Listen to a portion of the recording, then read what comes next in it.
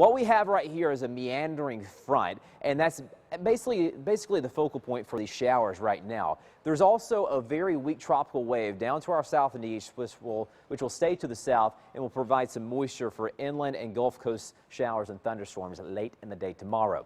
Be prepared to wake up to some rain tomorrow morning, some isolated coastal showers. So have that umbrella handy as you wake up and head out the door tomorrow. You'll probably need it. These will be very fast-moving weak showers early in the morning. Temperatures will be in the upper 70s by tomorrow morning, too. Here's Vipercast. It shows those coastal showers. And then by the time we get to lunchtime, those showers are moving inland, and we'll see scattered showers inland. Then by drive time, all those showers and thunderstorms are way on the west coast of Florida. And overall, tomorrow looks good. Just a couple of coastal showers to contend with early in the morning.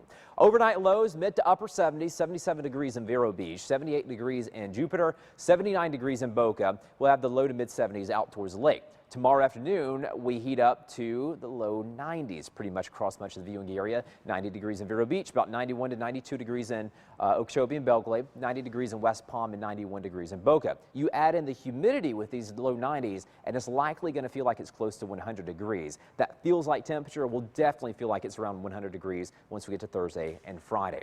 Beach and boating conditions have been pretty rough the last couple of days. Thankfully, the conditions are beginning to improve. Rip current threat still going to be pretty high at area beaches tomorrow because of that onshore wind. Boaters right now seas 3 to 4.5 feet. Definitely much better than that 8-foot sea that we were dealing with yesterday. Tomorrow afternoon 2 to 4 feet. Inland waterways light chop. High tide 10:32 in the morning. Low tide 4:01 in the morning. Just be aware that there will be some rain on the radar early in the morning. That's really all you have to contend with. 7-day forecast shows the temperatures heating back up. That humidity rising Thursday, Friday, even Saturday too. It's definitely going to feel like it's around that 100-degree mark. Showers and thunderstorms will fire up a little closer to home during the afternoon towards the end of the work week. That'll carry on over into Saturday and Sunday. Overall, this weekend's looking good, but then those rain chances really ramp up as we get into Monday and Tuesday of next week.